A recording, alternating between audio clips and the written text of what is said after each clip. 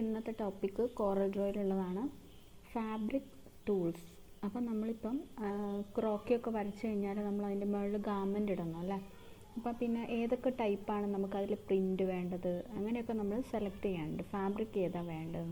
അപ്പോൾ ഫാബ്രിക് വരയ്ക്കുവാൻ വേണ്ടിയിട്ടുള്ള കുറച്ച് ടൂൾസ് ഏതൊക്കെയാണെന്ന് നോക്കാം. അപ്പോൾ നമ്മൾ ഓൾറെഡി പറഞ്ഞിട്ടുണ്ട് അല്ലേ, കുറേ ഡിസൈൻ ക്രിയേറ്റ് ചെയ്യാൻ വേണ്ടിയിട്ടുള്ള ടൂൾസുകൾ പറഞ്ഞിട്ടുണ്ട്. അപ്പോൾ നമുക്ക് ഫാബ്രിക് ഡിസൈൻസിന് വരയ്ക്കാൻ വേണ്ടി rectangle, ellipse, polygon, spiral and graph paper tool, ഇത്രയും ടൂളുകളൊക്കെ നമുക്ക് ആവശ്യമുണ്ട്. അതായത് നമുക്ക് ഫാബ്രിക്കിൻ്റെ ഡിസൈൻ ഏത് ഇതിലാണോ വരയ്ക്കേണ്ടതെന്ന് വെച്ചാൽ, ചില പ്രിൻറ്റുകളൊക്കെ വരയ്ക്കണമെങ്കിലൊക്കെ നമുക്ക് ഇതുപോലെയുള്ള കുറച്ച് ടൂൾസ് ആവശ്യമുണ്ട്. നമ്മളത് പ്രാക്ടിക്കലിൽ ചെയ്യുമ്പോൾ കുറച്ചും കൂടി വീഡിയോസ് കാണുന്നുണ്ടാവും എന്ന് വിചാരിക്കുന്നു. അപ്പോൾ ആ വീഡിയോയിൽ കാണുന്നത് നിങ്ങളൊന്ന് നന്നായിട്ട് മനസ്സിലാക്കി വയ്ക്കുക, എങ്ങനെയാണ് ഈ ടൂളുകൾ ഉപയോഗിച്ചിട്ട് ഫാബ്രിക് ഡിസൈൻ ചെയ്യുന്നതെന്നുള്ളത്. പിന്നെ നമുക്കതിൽ കളേഴ്സ് കൊടുക്കേണ്ടി വരും അല്ലേ. നമ്മളിപ്പോൾ ഒരു ഡിസൈൻ വരച്ചു, അപ്പോൾ അത് എന്തിലാണ് ഉണ്ടാവുക, ഔട്ട്ലൈൻ മാത്രമേ ഉണ്ടാവുള്ളൂ, നമുക്ക് കളറൊന്നും ഫില്ല് ചെയ്തിട്ടുണ്ടാവില്ല. അപ്പോൾ നമ്മളതിൽ കളർ ഫില്ല് ചെയ്യാൻ വേണ്ടിയിട്ട് എങ്ങനെയാണ്, ഫിൽ കളർ കൊടുക്കാൻ വേണ്ടിയിട്ടുള്ള ഒരുപാട് ഓപ്ഷൻസ് ഉണ്ട്. ഫൗണ്ടൻ ഫില്ല്, പാറ്റേൺസ്, നമുക്ക് വേണ്ട പാറ്റേൺ സെലക്ട് ചെയ്തിട്ട് നമ്മളിപ്പോൾ ഒരു ഡിസൈൻ്റെ ഉള്ളിൽ ആ പാറ്റേൺ നമുക്ക് കൊണ്ടുവരാൻ പറ്റും. അല്ലെങ്കിൽ ടെക്സ്ചർ, എന്തെങ്കിലും പ്രത്യേക തരത്തിലുള്ള റഫ് ആയിട്ടുള്ള ഫീലുള്ള ടെക്സ്ചേഴ്സോ, അങ്ങനെ നമുക്ക് ഇഷ്ടമുള്ള പോലത്തെ ടെക്സ്ചേഴ്സും ഒക്കെ ഫില്ല് ചെയ്യാനുള്ള ഓപ്ഷൻസ് ഉണ്ട്. കുറേ ഓപ്ഷൻസ് അവിടെ ഉണ്ട്, കുറേ ഓൾറെഡി അവിടെ ഉണ്ടാവും. അതിൽ വേണ്ടത് നമുക്ക് സെലക്ട് ചെയ്യാം. അല്ലെങ്കിൽ നമുക്ക് പുതുതായിട്ട് ടെക്സ്ചേഴ്സ് വേറെ വേണമെങ്കിൽ ക്രിയേറ്റ് ചെയ്യാനും പറ്റും. പിന്നെ ചിലപ്പോൾ നമുക്ക് ഈ ഒരു ഡിസൈൻ നമുക്ക് ഔട്ട്ലൈൻ വേണ്ടി വരില്ല, ചിലപ്പോൾ ഔട്ട്ലൈൻ വേണ്ടി വരും, ചിലപ്പം ഔട്ട്ലൈൻ തിക്കായിട്ട് കൊടുക്കേണ്ടി വരും. അപ്പോൾ അതിൻ്റെ ഒരു ലൈൻ ഉണ്ടാവും അവിടെ. അപ്പോൾ അതിൻ്റെ തിക്നെസ് കൂട്ടി ഏതാ വേണ്ടതെന്നൊക്കെ നമുക്ക് സെലക്ട് ചെയ്ത് കൊടുക്കാനുള്ള ഓപ്ഷൻസ് ഉണ്ട്. ഔട്ട്ലൈന്, നോ ഔട്ട്ലൈൻ വേണ്ടെങ്കിൽ ഔട്ട്ലൈനിൽ അത് ഒഴിവാക്കാം, നോ ഔട്ട്ലൈൻ ആക്കാം. അല്ലെങ്കിൽ ഔട്ട്ലൈൻ പെന്ന് വെച്ചിട്ടുള്ള ഔട്ട്ലൈൻ കൊടുത്ത പോലെ ആക്കാം.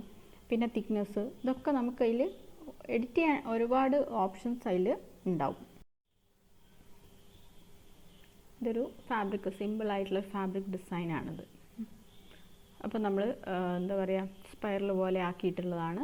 പിന്നെ അതിന് കളർ കൊടുത്തു, ബാക്ക്ഗ്രൗണ്ട് അത് തന്നെ കുറച്ച് ഡള്ളായിട്ട് കൊടുത്തു.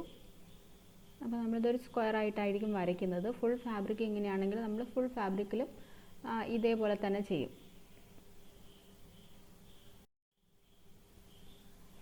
അടുത്തത് നമുക്കിത് ഫാബ്രിക്കിൻ്റെ ക്ലിക്ക് ചെയ്യുമ്പോൾ നമുക്ക് ഒരുപാട് ഓപ്ഷൻസ് ഉണ്ട്. ഫാബ്രിക് ഇതിലുള്ളത് വേണമെങ്കിൽ നമുക്ക് സെലക്ട് ചെയ്യാം.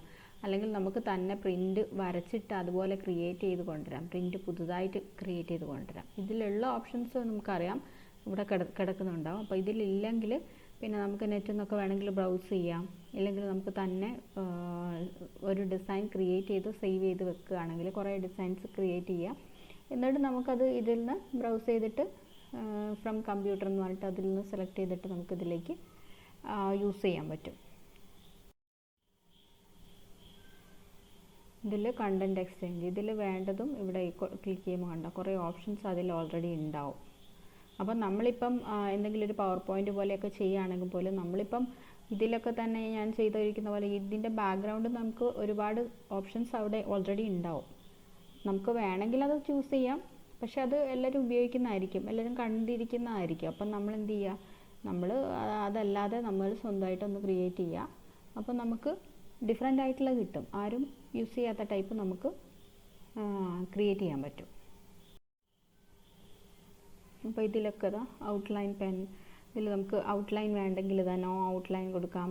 അല്ലെങ്കിൽ ഇതിൻ്റെ തിക്നെസ് കണ്ടോ, ലൈൻ തിൻ മുതൽ തിക്കായിട്ട് നമുക്ക് കൂട്ടി കൊണ്ടുവരാം. ഇതല്ലാതെ അതിലും കൂട്ടി കൊണ്ടുവരാനുള്ള ഓപ്ഷൻസൊക്കെ ഉണ്ടാവും.